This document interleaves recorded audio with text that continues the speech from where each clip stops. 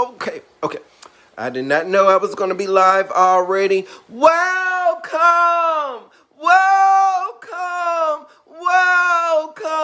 my foul pals. Welcome, darling.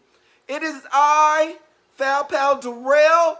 I've been gone for too long. Now it's time to bring it back, okay? I have waited till the last minute of the last hour to bring in my orchids indoors. That's what we're talking about all day today. You will see and hear from me all day today. So I just wanted to go ahead, let you guys know, new beginners, if you had any questions relating to your orchids, whether it be water culture, whether it be bringing your orchids in, whether it be getting pests out of your orchid pots and out of your home. Good morning, Foul Pal. Yes, it's early. I just dropped my daughter off at school. I'm not going to be with you guys all day right now. I'm going to come back. I'm just letting you guys know that later I'm going to go live throughout the day, letting you guys know step by step what I am doing to bring my orchids indoors. In Alabama, a subtropical environment is similar to Florida's. Now, today, the temperatures are going to drop all the way down in the high 30s, 38 degrees. I don't know if you guys have let your orchids stay outdoors in those temperatures. Long time ago, I put a Phalaenopsis orchid outdoors in those temperatures. When I came back the next day, what I found was a frozen orchid. So I'm not going to do it. Okay? Yes, girl. You saw the picture I took outside. It was too cold for me to stay out there. But I will be out there later today. So let's go ahead and talk about what I am doing. Okay? Now, I have already sort of got these orchids down here are some of the orchids I am getting rid of.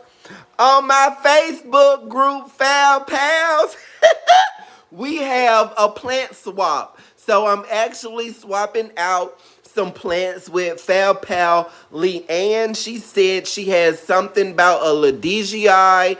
Girl, I don't know what a Ladegii is. All I know is it looks like a dendrobium, and girl, is variegated. It's green and yellow, so mama needs it in her collection. These are all orchids that I have had long enough for them to bloom. I feel as if I have done all that I can do, and yet I have not received any blooms.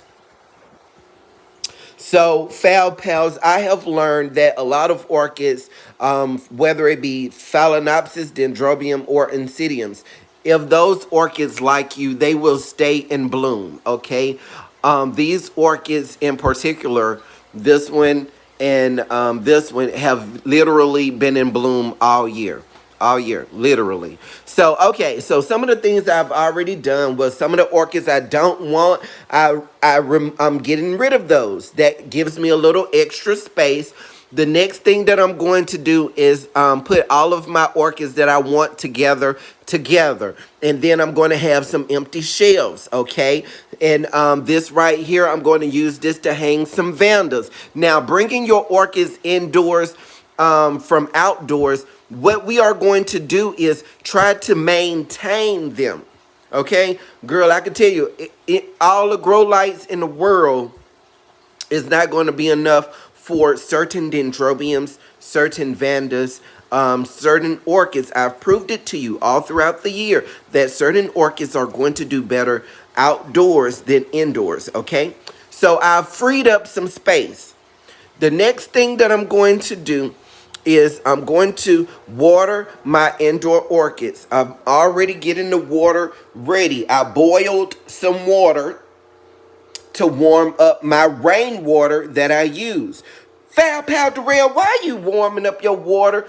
Girl, the reason I'm warming up my water is because if it's cold outside. So So if you fertilize, or even if you just water your orchids in cold water, this is what's going to happen. That's what's going to happen to your blooms, okay?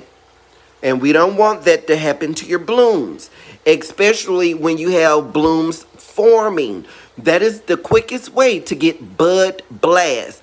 Bud blast is when you have these beautiful flowers on the way, and then you come back the next day and, girl, this is what it looks like. All your flowers that fell on the floor, okay? So we're getting that done. And I'm doing that because if I need anything repotted, today is the day to go ahead and get it repotted. Okay, so this is the fungicide that I'm going to use for my orchids outdoors. This is Garden Safe Insecticidal Soap. Why are you using that, Foul Pal Darrell? Because it was affordable, it was convenient at my local flower shop. And I have used it before, and it did not have any adverse effects on my orchids, whether it was me spraying the blooms, whatever. So the first thing I'm going to do is spray all of my outdoor orchids with this. Then I'm going to give them a little time to sit, maybe like an hour or two. It's not going to get cold. I mean, it's not going to get warm today. Okay, so we're going to do the best that we can. Okay, right now it's like 50 something degrees. Now soon it will be like in the 60s. So once I spray this on there, I'm going to let it sit for like an hour, and then I'm going to bring the Vandas in, take them in the bathroom. I'm going to rinse them off. Why are you doing the Vandas first? Because the Vandas does not have media. Okay, the bugs does not have a place to really hide like they do with sphagnum moss. Let me show you some of my orchids outdoors real quickly. Okie doke. So this little darling right here is going to come indoors. She's in spike. I'm really nervous because, you know, bringing these orchids in while they are in spike, girl, we don't know if the blooms are going to last. We don't know. So tip and trick, bringing these orchids in. This is the direction of sun that they are used to. So if possible, if you have a window that is going to provide similar lighting, or from the same direction, that is the window you want to choose to put that orchid into.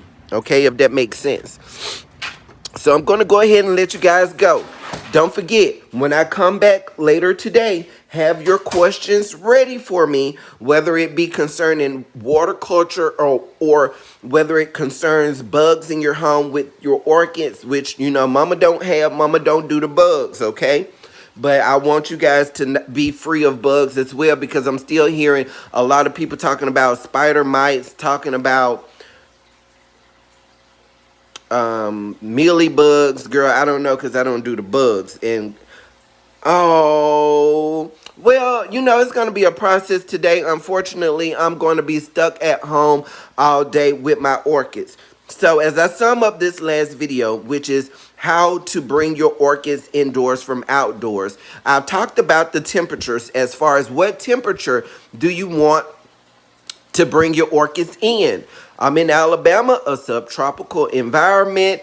I have waited until the temperatures are consecutively going to be in the 30s. Today, the temperatures will drop down to 38. The lowest that I have let my orchids be outside is 42 degrees. Yes, Phalaenopsis, Vandas, Oncidiums, all of those orchids are outdoors in 40-degree temperatures, okay?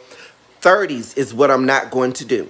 Now, you want to make sure that you have freed up some space in your home so you don't have orchids on top of orchids. Because once you bring these orchids in, you want to give them a place and you want to give them time to acclimate. Okay, so if you have orchids outdoors that are in spike or in bloom, remember, when you bringing them indoors, what you are trying to do is like assisted living. Okay, you're not trying to promise them that they're going to live their best life. You're trying to accommodate them until they're able to go back outdoors in the spring. Okay, Now, the next thing that I'm going to do is spray the pesticides on the orchids. I'll come back live maybe in an hour or two. We're going to do this all day. If you got any questions concerning your orchids, let me know at that time. I love you guys. Have a great day. And we are going to make these orchids beautiful again. Yes! Girl, so let me leave you with a little motivation. Don't forget, if you are having a bad day, if you are in a negative space, you woke up on the wrong side of the bed.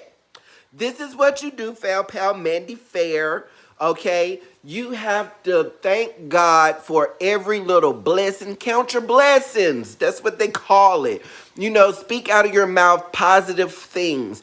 Don't speak any negative. If you hear yourself thinking negative, for each negative thing that you think, you have to tell yourself 5 positive things. What you are doing is retraining your brain, because you're going to say, this is no negativity zone.